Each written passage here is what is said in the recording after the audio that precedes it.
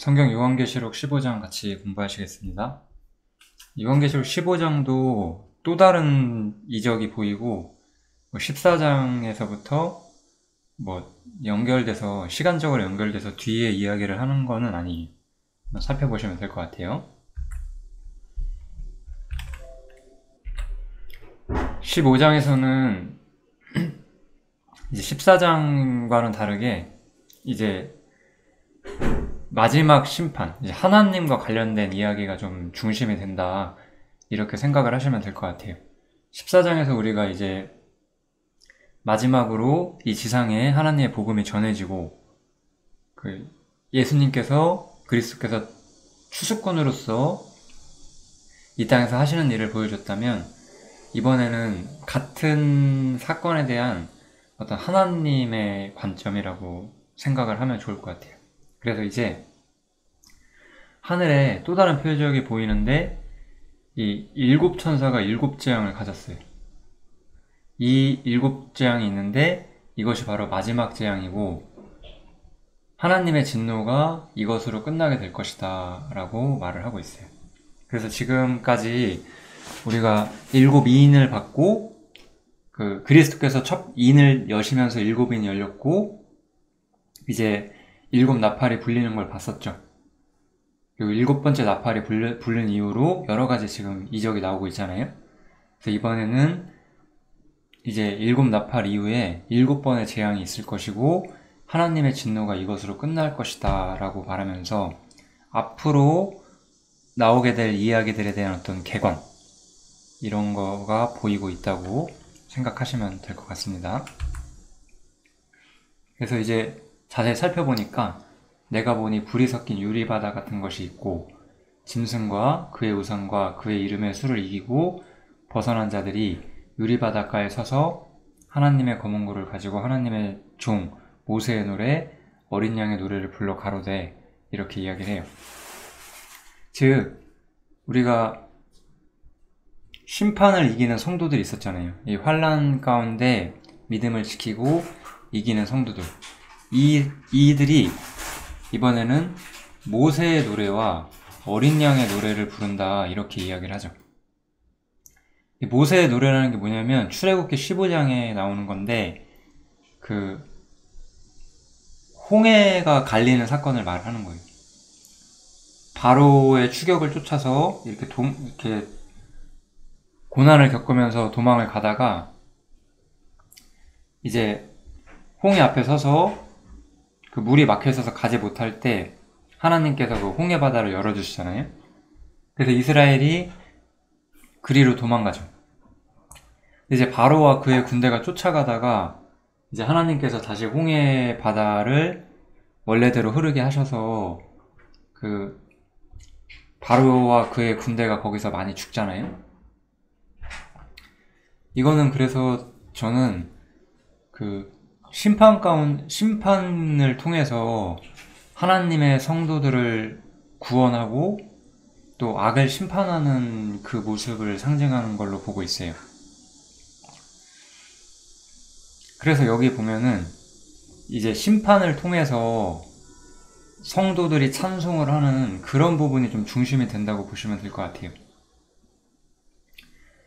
즉, 여기서 말하는 거는 우리가 주님, 이 세상에서 우리를 위하여 십자가에 죽으시고, 그것을 통해서 우리의 모든 죄를 사하시고 하나님 앞에서 영화롭게 되시는 그런 모습이 아니라, 이 땅에서 심판을 집행하심으로써 그 심판에서 악을 심판하고 하나님의 성도들을 보호하시는 것을 통해서 하나님의 영광이 드러나는 것, 그것이 이제 이 요한계시록 15장의 어떤 주제가 될 겁니다.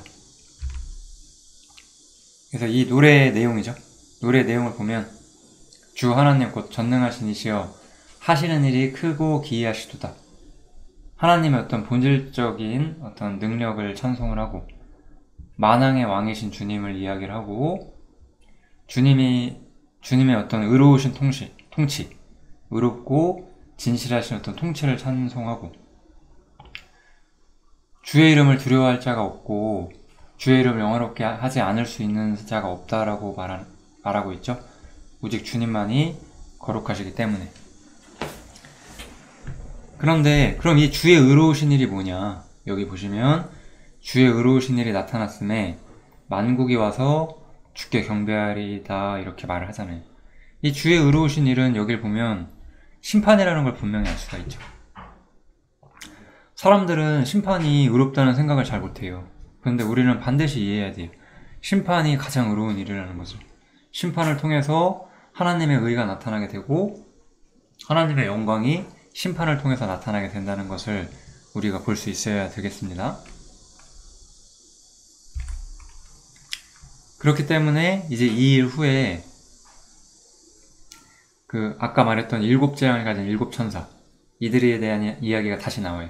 즉 우리가 처음에 7대접을 받는 7재앙을 가져오는 7천사 이야기를 하고 하나님의 영광에 대한 이야기가 나오고 그 이야기를 통해서 하나님의 심판이 의롭다는 걸 우리가 보게 되었죠. 그러니까 이제 이 의로운 심판이 구체적으로 어떻게 나올 것이냐 이 이야기가 다시 시작되는 거잖아요. 세세에 계신 하나님의 진노를 가득히 담은 금대접 7을 7천사에게 준다라고 말을 하죠. 그래서 7대접을 받는 7천사가 한 번씩 그 대접을 쏟으면서 마지막 재앙들이 일어나게 돼요. 즉 이 재앙들은 후 3년 반에 일어나게 되는 재앙이겠죠. 이 후 3년 반에 일어나게 되는 재앙은 하나님을 거부하고 하나님을 잊고 살았던 세상과 하나님의 성도들을 박해했던 세상에 대한 하나님의 최종적인 심판이고 의로운 심판이다.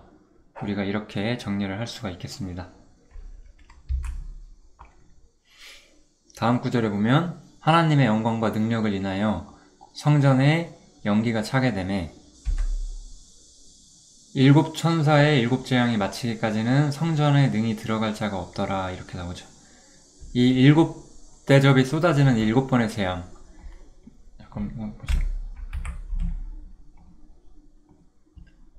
이것이 마치기 전까지는 성전에 들어갈 자가 없다라고 말을 하는 거잖아요. 이 성전에 들어갈 자가 없다라는 표현은 저는 이제 하나님과의 관계가 회복되는 것, 천년왕국의 시작을 말한다고 저는 보고 있어요. 그러니까 이제 주님이 재림하시고 다시 하나님의 성전이 세워지고 성전에 들어가서 성도들이 예배를 하는 이런 일들이 아직은 일어날 수 없다는 거죠. 왜? 7재앙이 아직 끝나지 않았으니까. 7재앙이 끝나게 되면 주님이 재림하시게 되면 최종적인 심판이 오게 될 것이다. 이 이야기를 하고 있습니다. 그래서 반드시 하나님의 심판이 끝나야지만 온전한 영광이 드러나고 이 온전한 영광이 드러나야지만 성전에 들어가서 예배를 할 수 있다는 거죠.